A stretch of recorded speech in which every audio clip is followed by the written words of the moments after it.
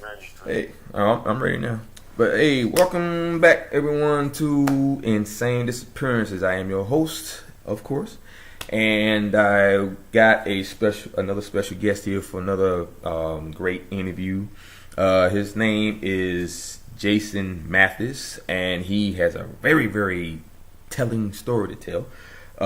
He has seen a lot, as far as personal UFO experiences, and he's met with a lot of people. He's been interviewed on radio shows. He's even met one of the leading UFO investigators that you probably heard of, and we'll get into him, during the interview.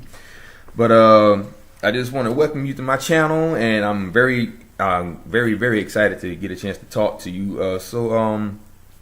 How are you doing today? Very well, thank you, and I appreciate you letting me come on, because the first time that this story, Chris and I went on about this story. He's the fellow that I'll be mainly talking about, and it's a UFO, I'll say, situation that he encountered when he was stationed on Shemya Air Force Base in the Aleutian Islands in Alaska. We first went on the John B. Wells show in June of 2015, show number 303. Now, interestingly enough, that show has been pulled from John B. Wells archives. Even if you're a paying member, you will not be able to listen to it. Huh. One of the nicest things that John does for his guests is he does give them a complimentary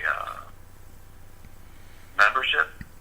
So I wanted to see if mine still worked, because I haven't used it about a year or so, and it worked. And when I went in to see if I could listen to the old interview, it's not available in the archives. You can't listen to it. Oh. Hmm. So, this story has, for some reason, I've hit a lot of the major, I don't like to say alternative, but that's, essence what they've become, Coast to Coast AM, and then you have other radio shows like Midnight in the Desert, and you have Veritas Radio, and Where Did the Road Go, and, there's even a few others that have sprung up, Dark Waters, even though they kind of deal with more of the paranormal.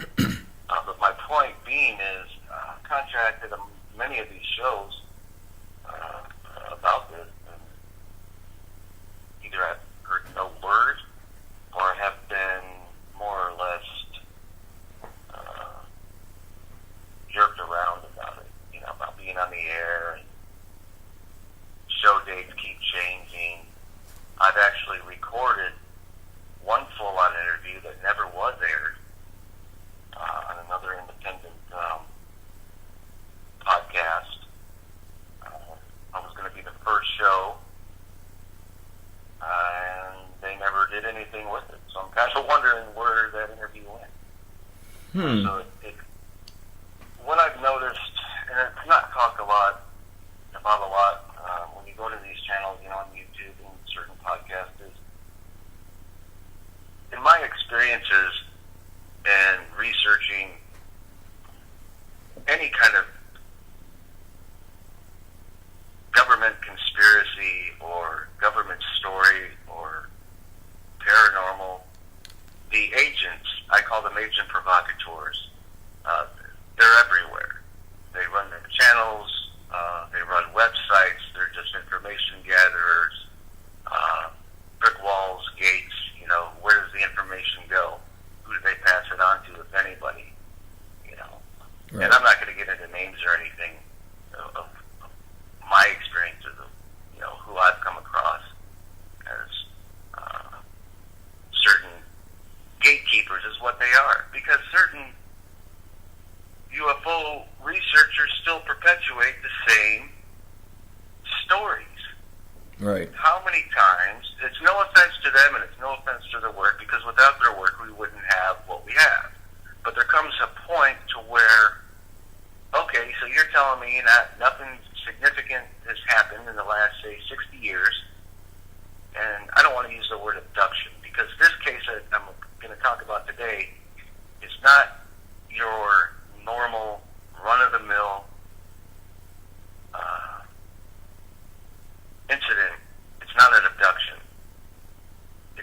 question, if you will, the time and date is June 1977. So we're already talking 40 years ago.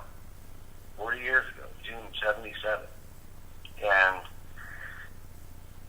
Chris's dealings with, I'll use the term alien, talking to them like I'm talking to you. Okay. You know, audibly, voice, no telepathy, no ESP, nothing like that. So the context of this meeting that took place in,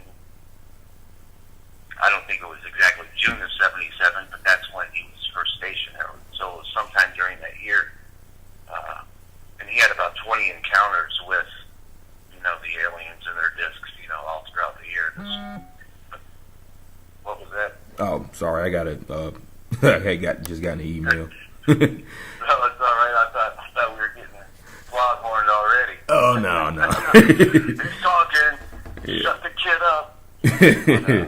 No. But the history of sightings on Chemie Air Force Base goes back to about 1949. At least, I'm sure it goes back further, but some of the cases I found from Chemie, some of the veterans, one guy named Eldon White, he was employed as a rigger on Chemie. He saw a great bat-shaped craft and was falling leaf-like towards the water. He said it hovered about 75 feet above the water for a few seconds, and then it angled into a steep glide and went right into the water, and the craft never resurfaced. He actually wrote his experience to NICAP on April 4th, 1966. Now, interestingly enough, in his letter to NICAP, he states that the incident took place in January 1952. Now, but here's the interesting thing. When I pulled up the actual report from Eldon White, it stated 1949. So I don't know where this, unless there was two separate instances. Because I know on that same date, March 29th, 1949, there was another sighting by a B-29 bomber crew. And they stated the crew reported seeing a dull yellowish light flying at 2,400 feet.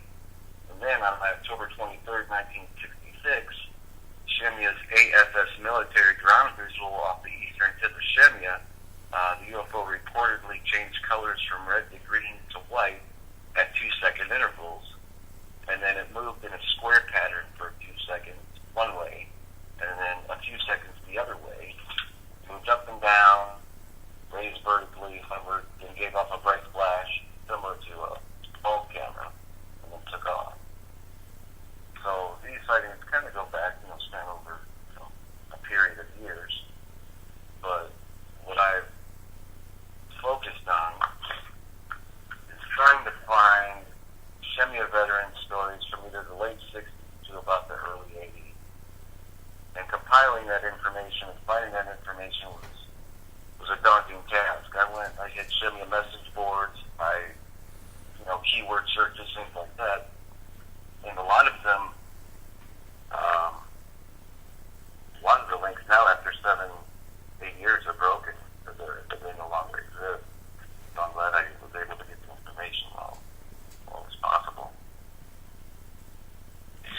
Okay. So now before we get into the main topic, if you want to, how did you actually get into the the field that you're in now, as far as the UFOs and the research and all that stuff? What got you started in all this? Virtually by accident, really.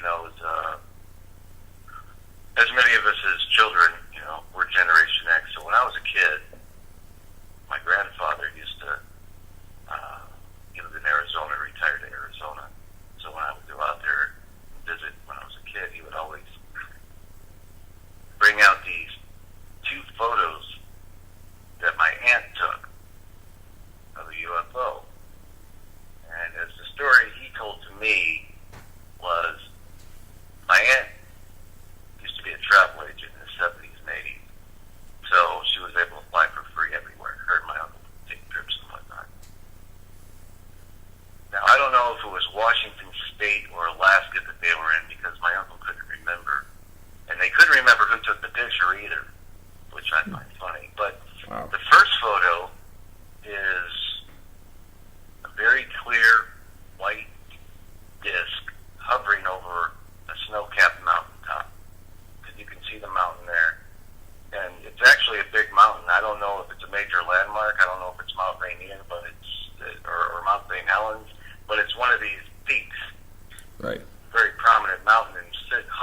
right over it is a white disc.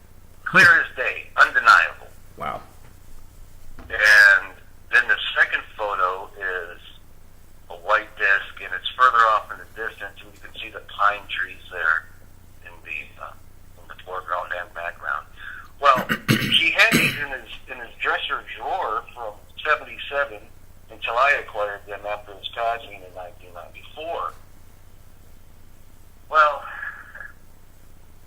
where are the photos, you say? Why aren't they on the internet? Well, that's an interesting story of itself.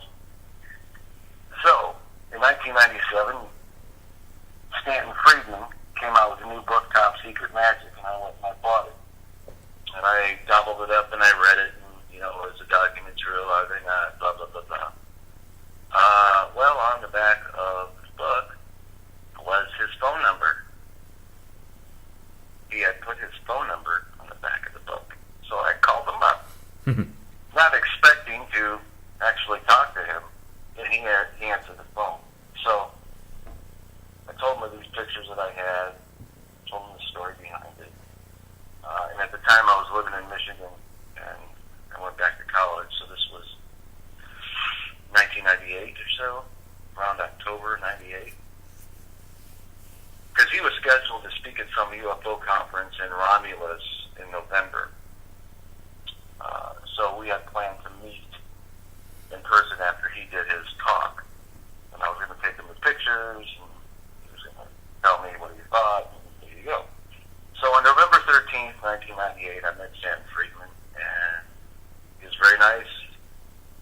Talked to him probably about 2 hours, half of hour of which he let me do a videotaped interview with him. And I've been sitting on that for darn near 20 years, too. I've never put it out. So I gave him my 2 UFO photos that my family took, and he was rather impressed. You know, you can see his reaction as far as I recall on video. And then that was it. A couple years passed. You know, I mean, I talked to him after that, and he was always asking me for the negatives, which I told him, the negatives are gone. I told you that when I met you. There's no way to get the negatives up here. You know, you're asking, you know, to look for the lost Dutchman gold mine here. So, periodically throughout the years, I would call him up and ask him, can I have my pictures back? Yeah, they're around here somewhere. Yeah, they're around here somewhere. Never got them back. So, he spoke in Phoenix in the early 2000s. So, I went and watched him speak, conferences again, met him afterwards. Stan, can I have my pictures back? Oh, hey, how you doing? No, they're around there somewhere here. Don't worry, I have them. You know, in 2007, when I had my own internet radio show, I interviewed him on my radio program. Asked him again, Stan, my pictures, you still got them? Can I have them back? Oh, they're around here somewhere. Around here somewhere. Fast forward to 2010, when I meet Chris and find out his case, and wow, the things that I found out was, you know, I get a hold of Friedman. So I met Friedman in Baltimore again in, I think it was November of 2010. And I showed him my information pertaining to Chris's case. I showed him the same name connection, which I'll get into here in a minute. And he didn't really have a reaction. He really didn't seem to care.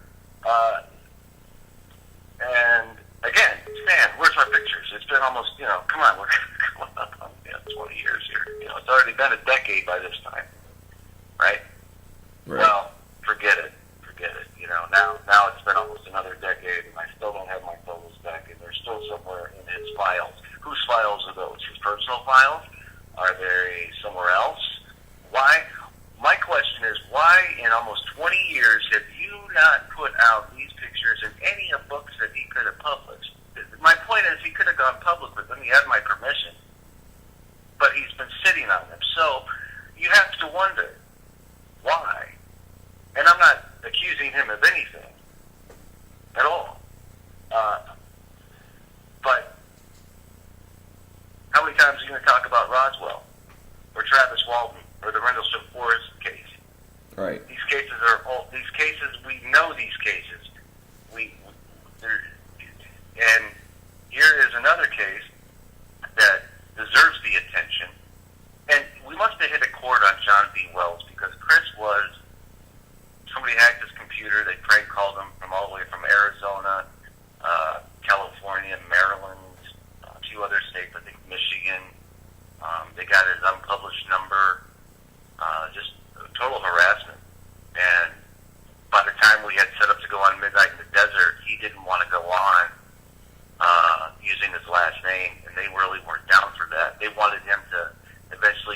hypnotic regression and all this other stuff that he wasn't ready for, because in 2010, I was the first person that he really told, and here again, I don't have the show. I'm, just a regular guy like anybody else interested in, what the mainstream researchers, don't know. Hold on one moment. Okay. Yeah. Okay. So, Mae Brussel used to have a name for these types of people, the gatekeepers. And she called them the power control group. Certain researchers, certain people who are only allowed on the circuit line, on the lecture line, making sure that nobody else gets through, making sure that the same stories are perpetuated. And when they say they have something new, it's really not new. I mean, there was a fiasco with the new supposed MJ-12 documents. I don't know much about that, but from what I understand, they were proved to be not legitimate. So, and it was on the 20-year anniversary of Stanton's book, MJ-12. So, so guys like you who have channels who keep track of not only insane disappearances and keeping these cases in the public eye, giving unknown people like me a chance to tell somebody else's story, because Chris said, it's your story now, you can do with it what you want, you have my permission, I don't want to go on the air anymore, I don't want to be harassed, one was enough for me, and there you have it. That's how it goes with that one. Right. But his first email to me about, I'll just get right into it, and if anybody wants to know anything more, maybe at a different time we can talk about the other Shemia sightings, because there's a lot of information to digest. But just to get into Chris's case, it's going to take a while. But this is from his email. I'll just read it. Okay. That way, no words are minced and there's no miscommunication. Right. Go right So ahead. he wrote me this on Tuesday, October 12th, 2010. Jason, I compiled what I saw. Here it is. Please keep all names in strictest confidence, as I have not asked for permission to release this information. I read the Shemya Air Force Base in Alaska, June of 1977. They call it the Rock, the Black Pearl of the Aleutians. Above the main door on the 600 building was painted Shemya Sued in the acrylic version. Below was a translation from Russian, Doorway to Hell. My job was a Space Systems console operator at the new Cobra Dane facility operated by the 16th SERVs. I was one of 24 men and women who were the first operational crew of Cobra Dane Tactical Operation. I worked with T. Sergeant James from Florida and Lieutenant Henry. He then went into Intel. And then Lieutenant Payne from Chicago. I lived on the third floor of the 600 building, directly over the main door, in line with the flagpole.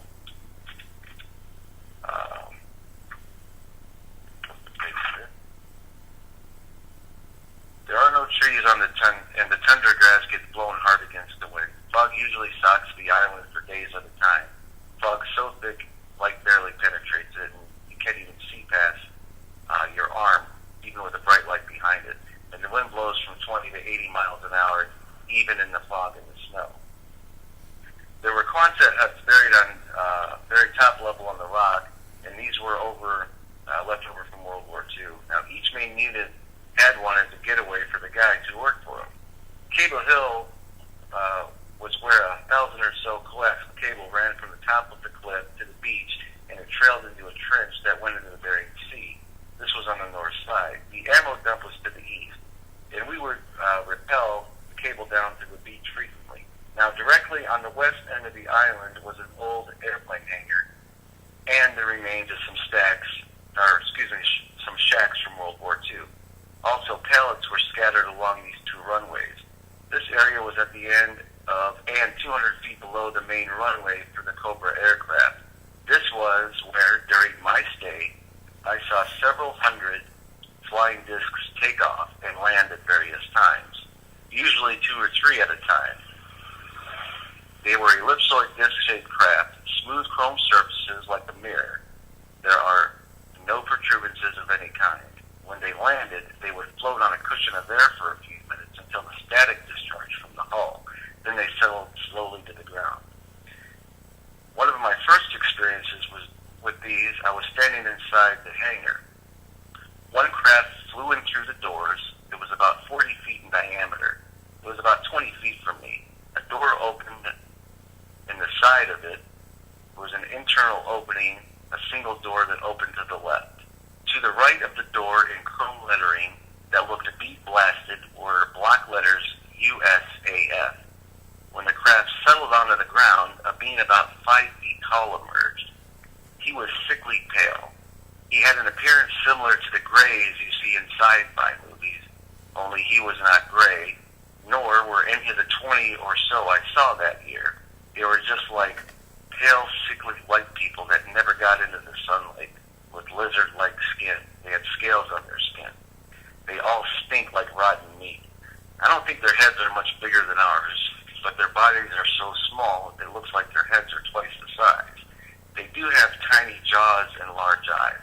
Well, the first one was looking around, stopped, and stuck a finger of his right hand into the inside corner of his right eye. Then he popped the lens out that covered his eye and then removed the other. So the large black ovoid eye was actually a type of sunglasses. Oh. He looked around again and saw me. He looked like he was embarrassed. His eyes were very light blue, like a husky dog's, and perhaps twice the size of a man's. Another being came out with a metal box in his hand. He opened it and both took what looked like raw meat and ate it. Neither seemed concerned about me. When the wind shifted outside the hangar, I could really smell them. And what I smelled wasn't nice. I mean, these guys smelled like rotted meat. All of them have a rotted meat odor. They speak as if they are controlling something. When the first being spoke to me, it was in a baritone voice like mine. I did see this guy several times, and he always spoke to me. He told me that they were not concerned about me because of my top secret position, and I would not be believed. All of the craft I saw were 40 to 60 feet, disc-shaped, and were the same as I described above. There were also two guys I met from the Weather Rocket Unit, Steve and Steve. They had some neat toys. Sometimes we drink a few beers and get restless. Well, on one of these occasions, we decided to walk over to the airplane hangar. This was a 3-hour hike. We arrived and we saw 3 UFOs inside when we got there. I don't know if either of the guys remembered the next day because they would not speak to me after that, neither of them. It was as if they had never known me. For the next few months, I would find myself walking along the island seeing these discs. I saw some men come out of several also, just regular men. On one occasion, I spoke with one of these men. He described the craft and told me that the other pilots were aliens / demons. These are his words. He actually called them demons. He said our government was working on a treaty with them. Now, he actually invited me to look inside. All I saw was chrome walls and 2 chrome seats. I asked how they flew, and he said magnetic propulsion, and that it was an invention of Nikola Tesla. I became frightened as another disc settled down, and 2 aliens came out, and one of them was trying to convince me that I wasn't seeing anything, and I would forget everything I was seeing. Well, he must have not thought I was playing along, because I angered him somehow, and he tossed me into a stack of wooden pallets. When I woke up, I was late for work, and I don't remember how I got there. I saw an SP truck headed my way and caught a ride with him to work. All of the craft have labels at the door as mentioned above. Some I saw are United States Air Force, U.S., NASA, Germany, the United States Marine Corps.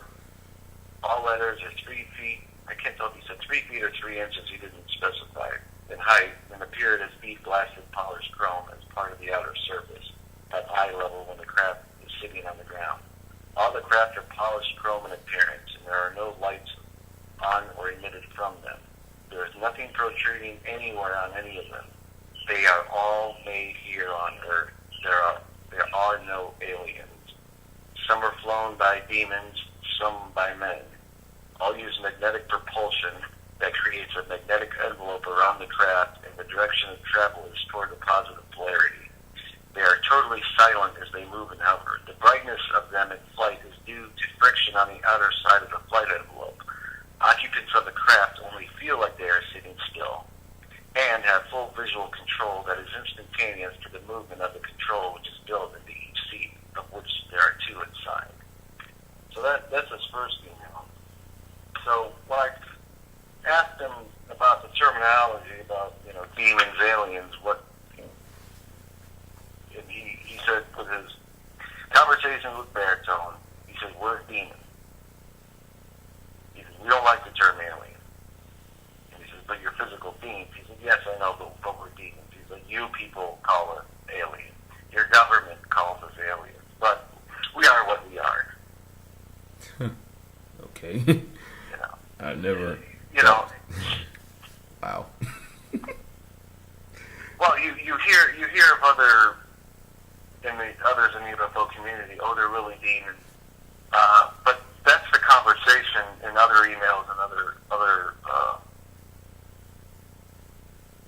interviews and talkings that I had with Chris was he had encountered baritone. That's what he ended up naming this one alien because of the tone of his voice. Their conversations got into Betty and Barney Hill. They got into the hieroglyphics of the Sphinx, and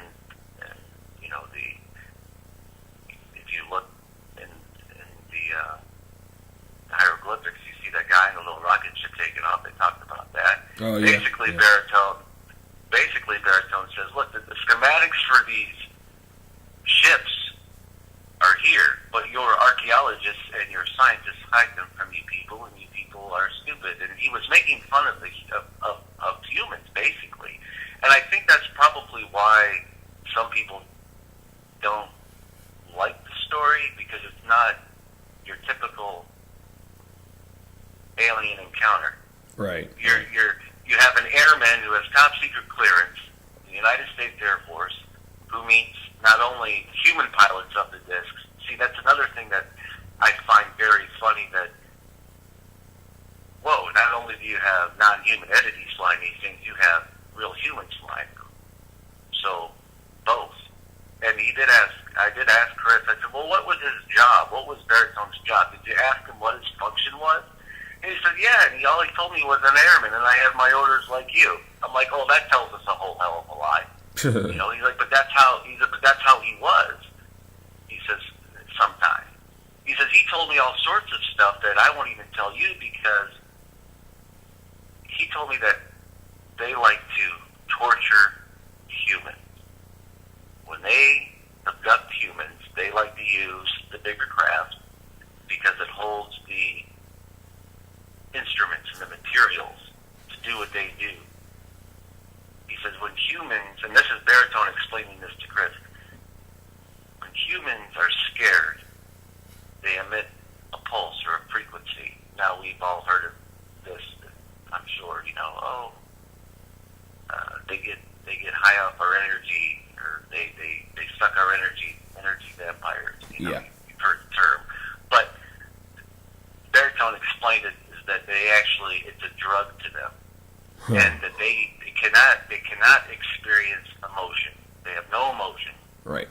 So when we express emotions, especially fear, they're fascinated by it, and they can only experience it through us, like by proxy. And he does state that they do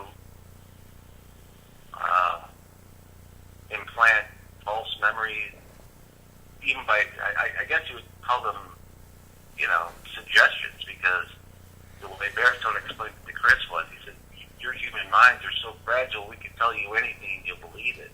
He said, we tag you people to pick you up again and again and again to make it easy to find you.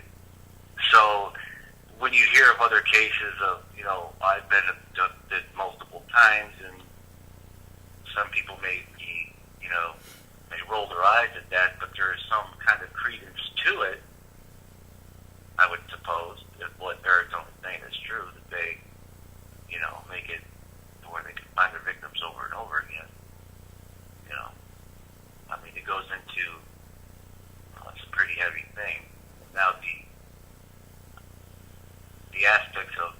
modern UFOs are all based off of Tesla technology. Okay. What Baritone said. Pretty interesting, to say the least. Oh yeah, I can only imagine. Cause like when you mentioned the treaty that they was involved with the government, I found out probably like maybe a year or two ago that it's called the actually it's about maybe probably the beginning of this year. I was listening to a coast to coast interview with a guy who I talk about on my channel a lot. Named Derek Tyler, and he mentioned that it was called the Greada Treaty, and it basically said how they gave them the permission to abduct us and do whatever it is they do to them as long as they bring us back to where they got us from. But they didn't realize that the aliens or the others, which I've heard them being called as well, they didn't abide by the treaty, and they basically was doing whatever they wanted to do. And they realized at that point that the good aliens who they thought they were dealing with were actually the ones that everyone seems to fear. So that does kind of correlate and validate exactly what I've heard. And it's just not in that way, but at the same time it still fits all of the stuff that I've talked about from what I've heard from that guy Derek Tyler say. So yeah, that's crazy. Ooh, boy, that's pretty telling right there. Now, well, what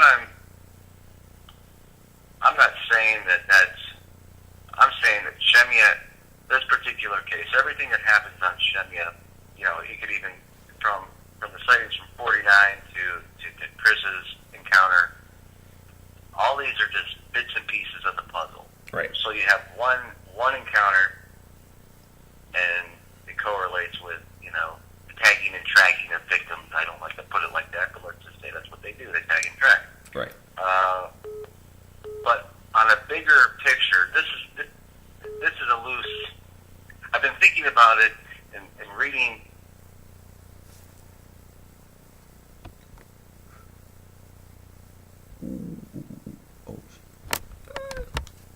Uh-oh. Hello.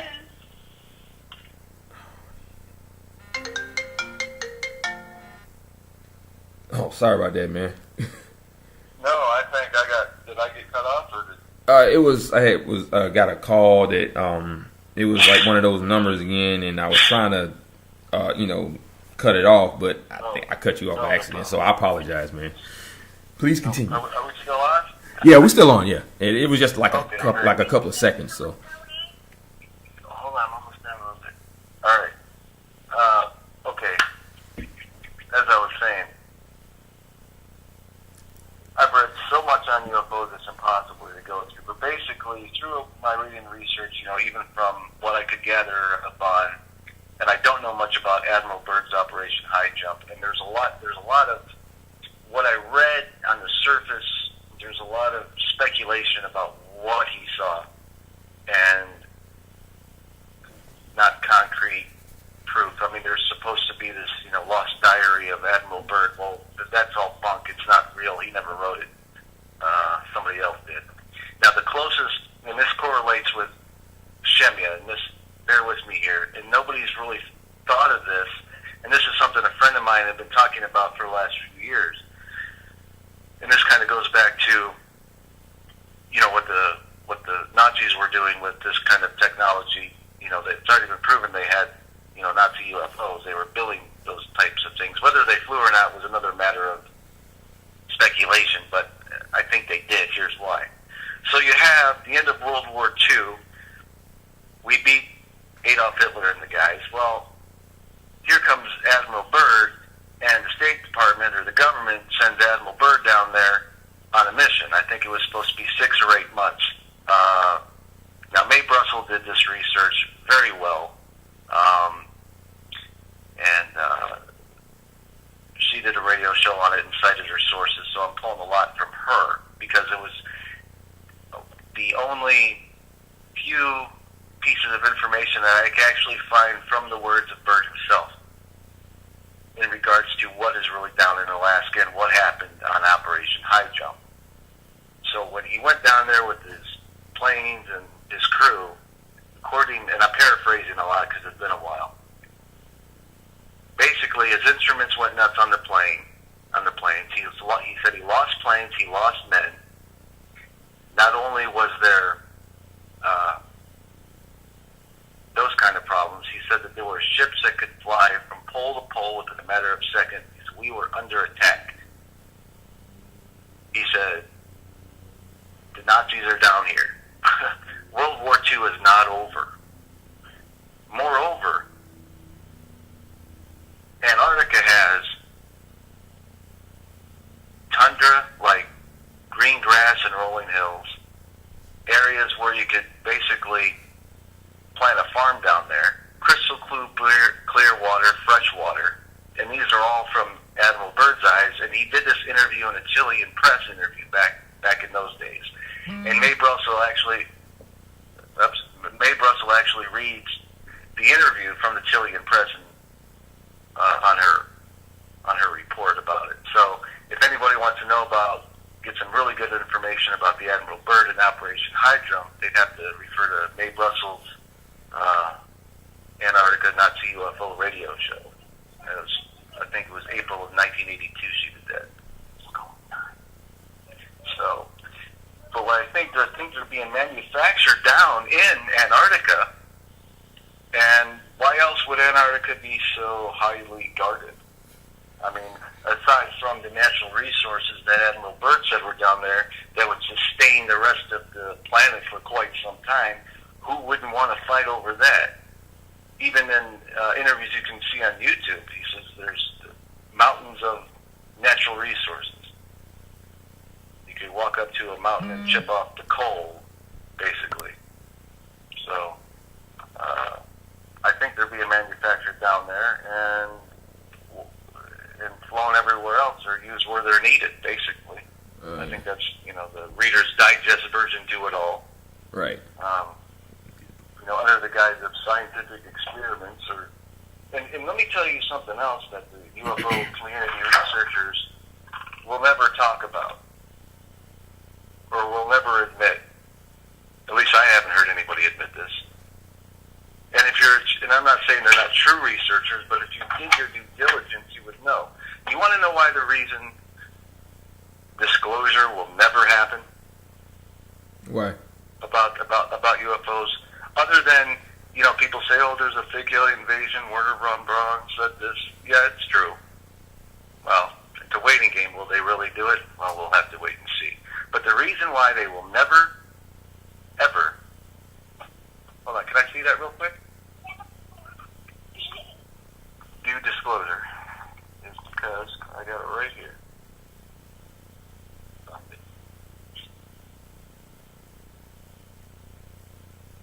Give me a minute, I'm sorry.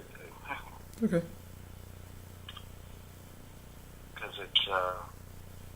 Because I want to read it right from the horse's mouth, basically. Okay. Now this is from March 8th, 1982. Washington. The Supreme Court today refused to grant some UFO buffs a close encounter with the justices in a battle over 135 UFO-related documents held by the super-secret National Security Agency. The High Court turned aside an appeal by a New York City-based group called Citizens Against UFO Secrecy, which wanted the justices to order NSA to release the material under the Freedom of Information Act. The case began in late 1978 when the UFO group filed a formal request for 18 NSA documents under the Information Access Law.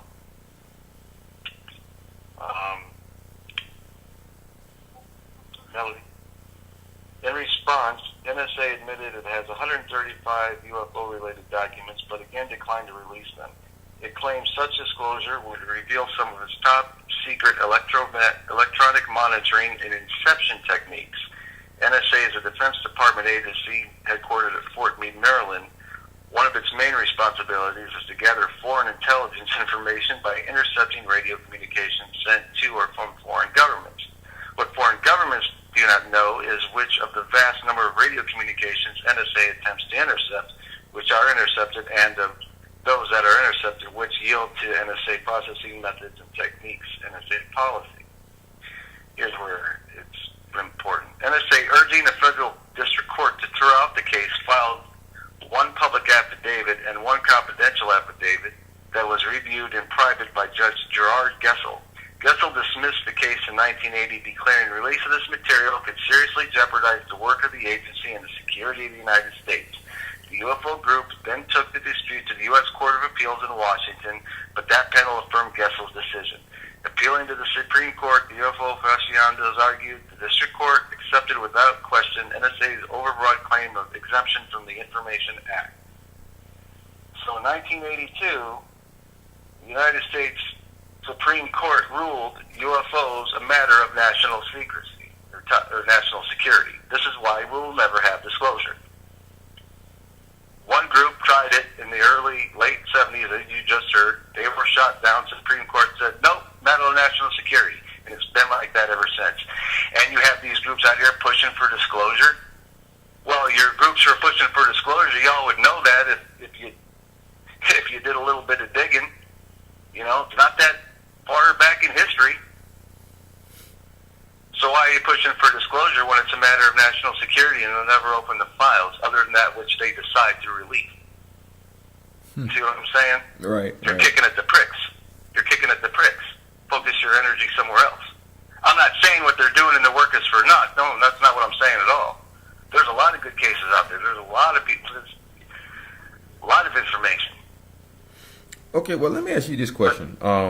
Now, as far as like the whistleblowers and people like, I'm trying to remember that guy's name. He was the leader of a rock group called Blink 182, who started doing the same exact thing.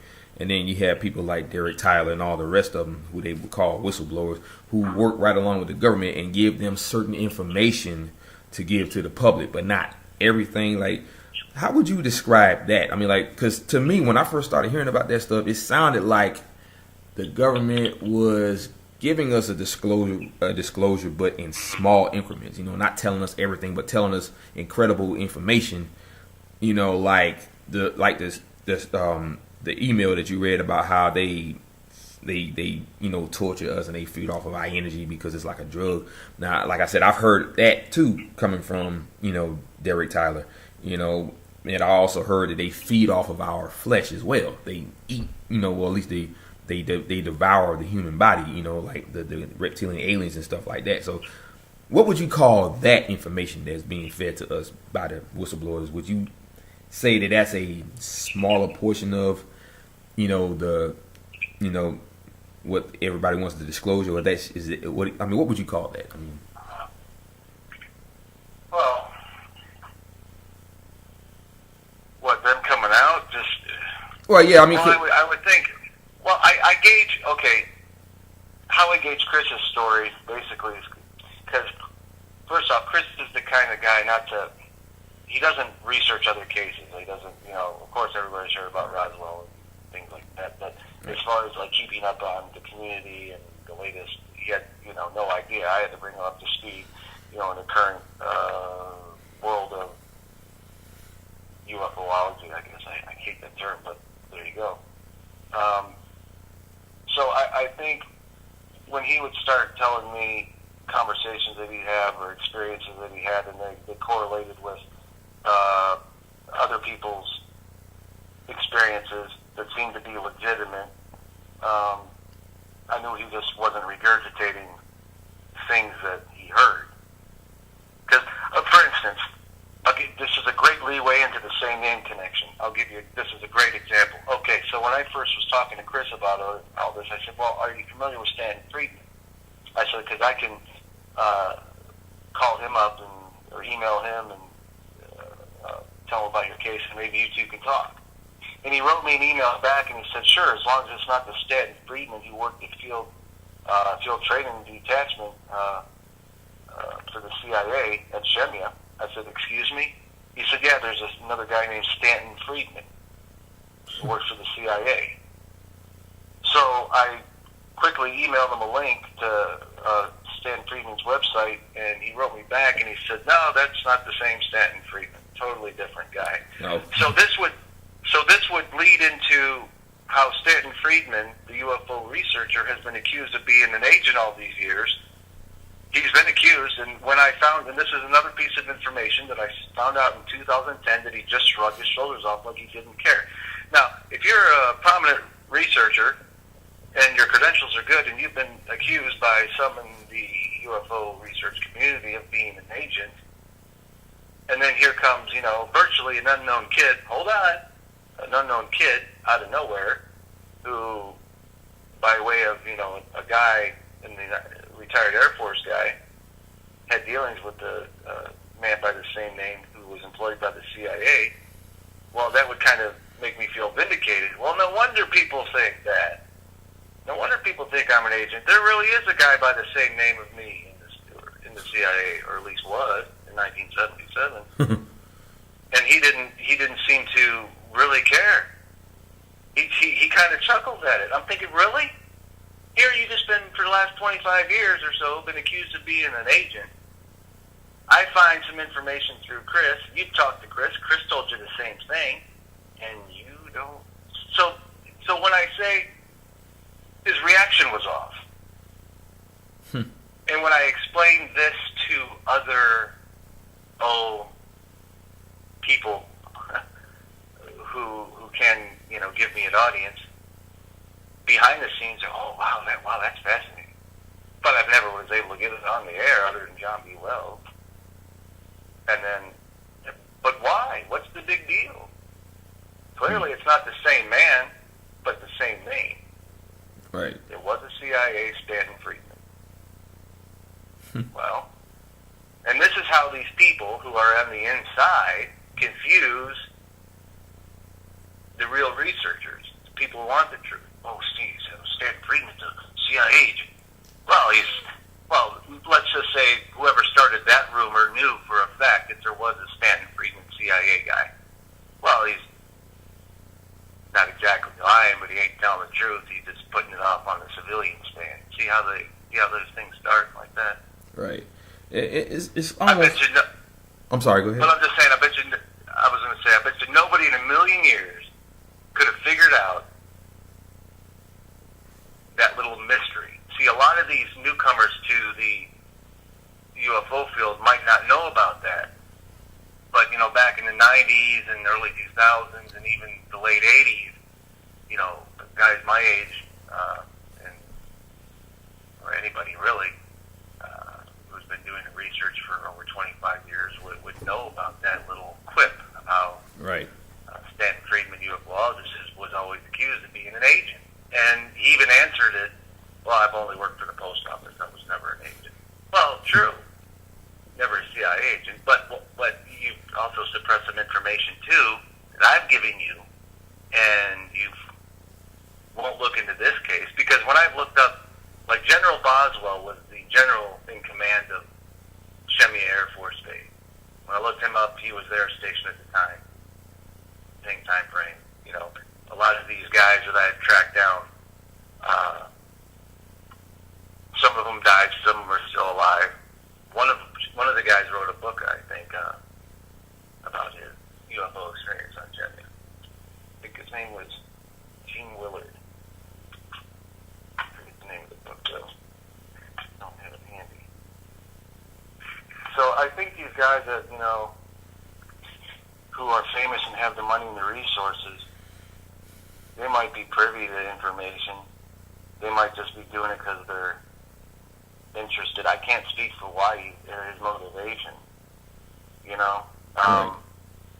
You just got to be careful of what you tell and who you tell. I told this information to many people who I thought who would gladly get it out, because I'm not even done. This is just a little portion, one little clip of an email. But the layers of it are pretty thick, Right. So, like here, like in his words about Stanton Friedman, he says, it's all right. He said, yes, it's okay to speak with Stanton Friedman as long as he's not the Stanton Friedman that was working at Shemya for the FTD of the CIA during the time I was there. That's Field Training Detachment Central Intelligence. That man was in charge of monitoring all of the data in Cobra AIM personnel. He had previously worked on the SR-71 development Black Ops in Vietnam. That man's office was connected to the tactical operations by a door, or tactical operations room by a door. We were on the 9th floor, and so was he, and we spoke often. So, and then when I wrote him and told him, this is the Friedman, he's like, no, that's the wrong guy. He said, no, that's not the man I knew at Shemya, not even close. Wow. So, yeah. Okay. And then he goes into a typical day on Shemya, and one of the interesting, to give you an idea of where technology was for computers in 1977, let's veer off for a minute, because Chris mentioned this, and he wouldn't say much about it, I think because of maybe some top secret things, because I did ask him, why are you so freely talking about baritone, but you won't go into this about cyber and some of the other aspects? He said, because I didn't sign any papers, saying I couldn't talk about the UFO and meeting baritone. He says, but these other things, and you're like, yeah, I'd go in jail right now. One of the interesting things about the computer, he says everybody who knew the 16th Cirrus personnel were, and some even subbed us. Other than the base personnel, there were 2 intelligence units of 24 persons, Cobra Ball and the airport support personnel. Some thought they were there because of the 16th, and that's true of some. Our total personnel was around 24 to 26. Well, the cyber computer that we used had the personality of a spoiled 5-year-old and would shut down when he got mad at someone. Cyber liked me, and when I would just say my name, and he would reboot. Not many people did Cy really like, and he did try to communicate with everyone. He shut down during an intel mission once. I went to the computer room and said, Cyber, this is important. Please start up. We need this data. He started up. While I went to the tactical operations room and looked on my console, he wrote, Hi, Chris. I got scared. What's a missile? I voiced, we'll talk about that later. T. Sergeant Jim and Captain Payne both saw this and afterward asked how I programmed Cyber. I told them I didn't. They both had some exchanges with Cyber that year, too. So basically, that's all he wrote about Cyber. So I asked him, I said, well, what do you mean the computer was scared? He said, well, we were running a mission, and basically a command was given to launch a missile, and Cyber was confused. He didn't really want to launch a missile. And I had to explain to him that there was a game, that we really weren't launching missiles. And that's why he shut down.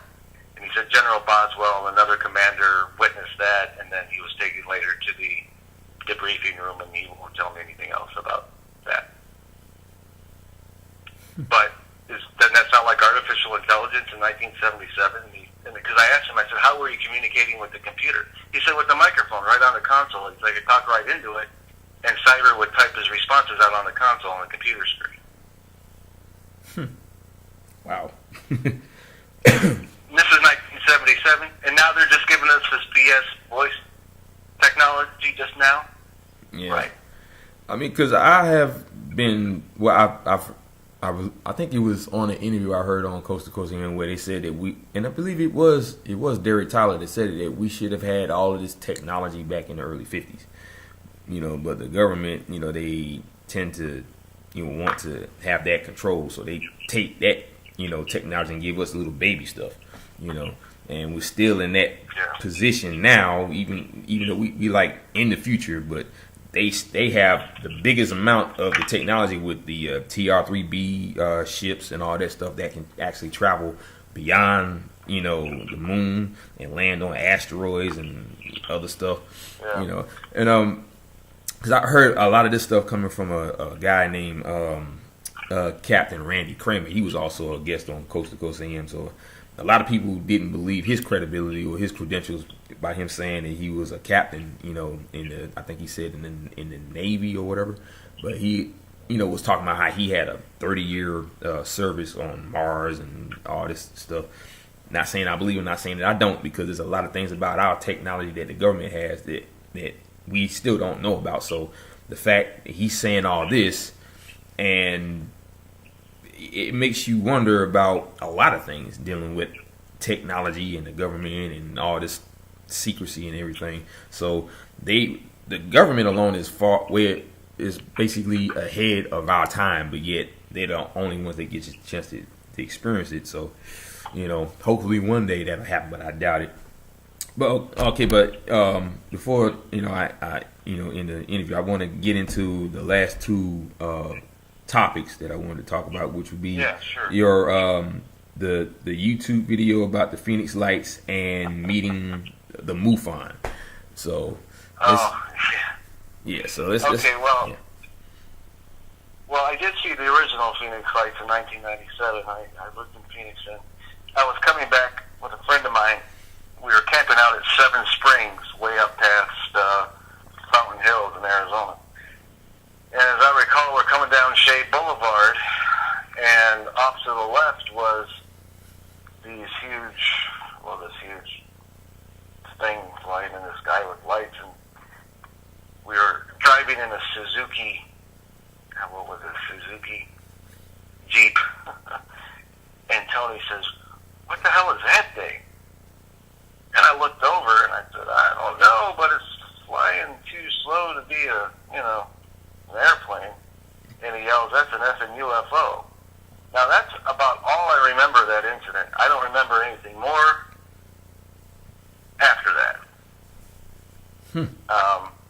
which I find funny. Because you'd think that I would remember more, but I don't. Well, in 2006, in May of 2006, I was working in a private, those private gated communities. I was doing security for one of them up in North Scottsdale, right at the base of Pinnacle Peak. And somehow or another, my boss and I got on the subject of UFOs, and he says, "Oh, the Phoenix Lights show up out here, 2 or 3 times a week." I said, "Do they really?" He says, "Yeah, they happen so often that we just, do nothing." And I said, "Well, you mind if I bring in my video camera one night so I can get them on tape?" Well, sure. So that's what I did one night. Got them on tape. Collectively, it was about a 15-minute sighting. The whole YouTube thing is about 15 minutes, and that was over. I think the first sighting was sometime after 7, and the last one was right at 10 o'clock. So about 2.5 hours. And it's not very eventful. It's not very exciting. There's a couple of lights hovering in the sky, and then at one point there's 5 lights hovering in the sky, all dispersed over the valley. And what's interesting about it is, and I'll get you a link later so you can put it up on the channel. Okay. If people want to look at it, I'll give you the commentary at it. And all I did is the original. All I did was just speak over it with the commentary, because you really have to. You see these things hovering in the air, then you see helicopters flying in, you see the planes taking off and landing from Sky Harbor International Airport. So you have a lot of reference points to the valley with these things. Unknown craft against known craft in the sky. So if you're a data hound and you want to sit there with, measurements, I mean, it's good for that, but if you're, expecting, aliens to pop out, doesn't have any of that. Right.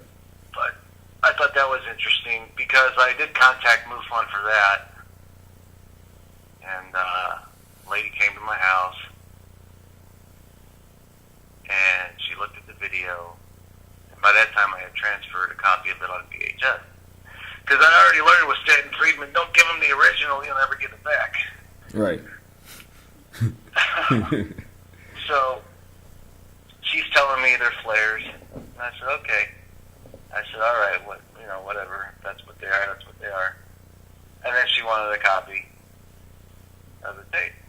And I said, well, if it's nothing and if it's just flares, why do you want a copy? Yeah.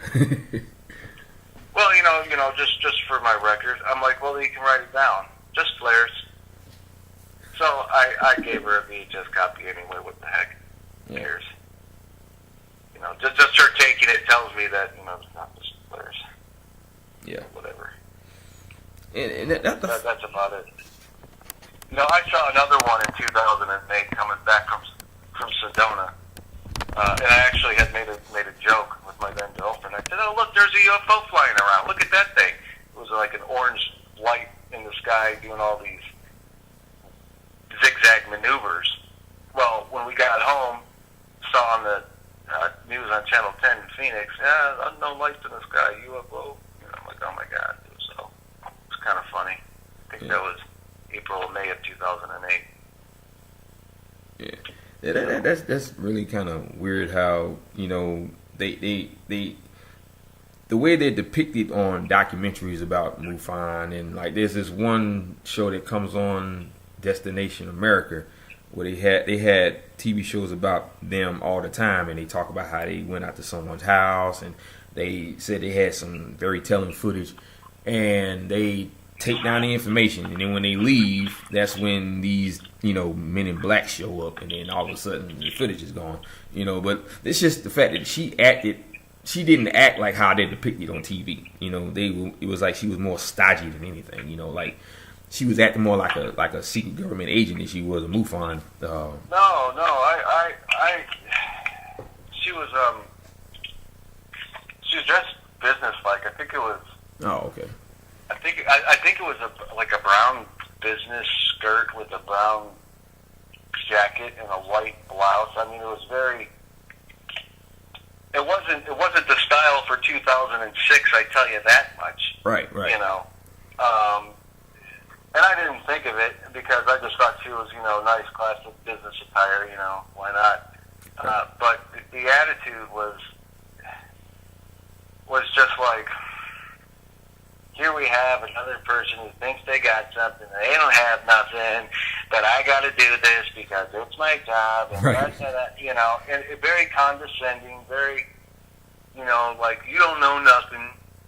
Oh, that's right, I don't know anything. Be that as it may, you're the one who wants a copy of it when you tell me it's nothing. Okay. Right. Oh, man. All right, it's nothing, yes. There's no evidence here, but make sure you know, get an evidence back. Right. Yeah. Okay. But and I'm sure not all MUFON representatives are like that. I mean, I actually wrote some other MUFON representatives pretty ticked off about how I was treated, but they didn't care either. So then I deducted, you know, early on in 2006, they don't go to MUFON. That's just me, though. Right. You know, there's a certain people out there who data collect. You know, that's all they do. They want to have a record. One of the great ones is, you know, Dave Davenport from the UFO National Reporting Center. Right. Yeah. I hear about him. Yeah. You know, all he does is, you know, collect people's reports. Nothing more, nothing less. At least somebody is. But when people like Chris, and it's too bad because I'm sure I would like to hear that interview again, but like I said, John B. Wells took it down. So what are you going to do? You can read the bios right there, but when you go to click on it to listen, nothing will load. So, wow. But, you know, who knows? Yeah. Who knows? But if anybody wants to know more, or if they want to do another show or something, because I got more that I could pull from. I just touched on a little bit of it. This is just the tiny. We didn't get into what he said about Betty and Barney Hill or the Roswell incident. Their discussion about the hieroglyphics and the Sphinx and all that kind of stuff, and right. the ancient Vimanas and who built them, why they built them, why they kept them secrets from the masses, things like that. You know, it got pretty heavy. And this incident wasn't over one day with Bernard Tone. He was actually gone for, I think he said, 3 days. And they do have an effect on the way you perceive time, because he thought he was only gone for like a day. Like leave in the morning, come back in the evening kind of thing. Right. And when he was finally picked up by the military police, they were out looking for him. And when the policeman asked where he was, he says, "I was out looking for wood. I only left this morning." No, it was 4 days. He goes, "No, you've been missing 4 days." So he got taken right. Yeah, he got taken right to the commanding officer, who then took him to the general after he laid, his dealings with Baritone and what he saw. And Boswell was basically, well, not only that happened, but you were witness getting into a disc and going for a ride. And Chris said, "Well, I don't remember any of that." And Boswell said, "Well, you're not allowed to talk about this until after I'm dead." Because I did ask Chris, I said, "Why are you talking about it?" And he goes, "Because Boswell's dead." And sure, in Boswell, when I looked it up, Boswell had died in 2002. Oh. And basically, I think what he was alluding to from my conversation was the guys that were interrogating him along with Boswell. There was a fella there who always people took orders from him, but he always dressed differently, a suit or dressed like an airman or an officer. But he'd always changed rank. But people always took orders from him, and Chris never knew what he did. So I think he was more afraid of these guys than he was of his actually dealings with Baritone. I asked him, I said, "Well, why was Baritone nice to you if they don't like humans?" He said, "Well, he kind of had to be." He says, he says, "We're both airmen. We both have jobs. I don't think he'd want to answer if something happened to me." Because there was a few occasions, and we'll get into this later if you want, another showtime, but right. Where Baritone had to separate the other alien from attacking Chris a few times, because that was how much hatred and animosity this alien or these aliens had for humans. Oh. They were discussing some things, and the alien just said, "You know what? I'm done. I'm through with you." Basically, I mean, not those exact words, but Chris said, "Yeah, he went to charge me, and Baritone got in between us and stopped him." He goes, "Oh, thank God for that." He goes, "So I wouldn't say that Baritone liked me. He tolerated me, and he was nice to me because he had to be." Right. Okay. So, and we'll end it with that. I'm sure a lot of heads are spinning, and people are probably hitting the bottle and taking the medical marijuana out there. No, I'm just kidding. I'm joking. Right. Oh man. Oh, but that's really how this story goes. I'm like I said, I'm putting things together. There'll probably be some in book form or some fashion or another at some point. Okay. Well, yeah, Well, thank you. I'm sorry. Go ahead. I was saying thank you for having me on. Oh, hey, no problem, man. Your audience. Oh yeah, no problem. I mean, I was happy to get a chance to get to interview you because the story alone is just. The story alone is just. Still there? Hello? Yeah, I'm here. Oh, yeah, sorry. Your picture disappeared on my phone. My mom is calling right now. But yeah, I want to, like I said, getting the chance to interview you and talk about this story. I definitely wanted to get that because I was telling my viewers a while ago that, even though I talk about insane disappearances, 90% of all my stories is going to be that, but I tell them also that the paranormal and phenomenon and the word and all that stuff has more than one level of meaning, so I wanted to dip into those areas, not so much about just that, because even though we're talking about disappearances, that's a lot of the disappearances still kind of correlate with UFO abductions and everything, like the Stephen S. Kubacki disappearance. It's believed that his experience was a UFO experience, but it also had the same characteristics as the people that disappear in national parks. So there is a link between the two. So that's why I wanted to just kind of go back and forth, change gears every once in a while. So getting the chance to interview you and talk about all this stuff. Yeah, that's the thing I didn't really realize till now. I mean, when Boswell said he was gone for 4 days. Technically that's a missing person. I didn't look at it as a missing persons case because hearing it from Chris's point of view, it was just one long day to him, one experience. It wasn't over a 4-day. And then he thought, no wonder we were able to talk about a lot what I thought was, not very much time. And he chuckled about it. And so to think that he was probably, and I'll have to go back and ask him, awake for 4 days. I mean, you had to be. And I'm sure I have to go back in my notes because I'm sure I've asked him all this before, but right. We're just talking now. But yeah, you're gone for 4 days. You pop back up. Hey, I was just hanging out with Baritone and the guys, and they were eating some rotted meat. But what else are you going to say? And especially when he was witness going into another craft and taking off. Right. Then we got to wait for this guy to come back now. Oh, great. Yeah. No wonder the general's going, ape shit crazy over here, and you got this guy over here from who knows? It could be a Men in Black for all we know. Who knows? Yeah, exactly. The guy change rank all the time. Yeah. This is 1977. Who knows what's going on now? Exactly. But I'll let you go. Thank you very much. Hey, and thank you too for giving me that opportunity to interview you and tell your story. And if there's anything else you need to talk about, I will definitely want to be the one to interview you so we can get the rest of the word out there. But I want to thank all of you guys for coming out today to watch my channel, to watch my video. This interview with Jason Mathis was very, very, very, very incredible. And like I said before, I will be switching gears every once in a while, but I will do 90% of my videos on insane disappearances. So, how I do it, folks. How I do it in the end every single time. Aloha, mahalo, and a hui. Have a great day.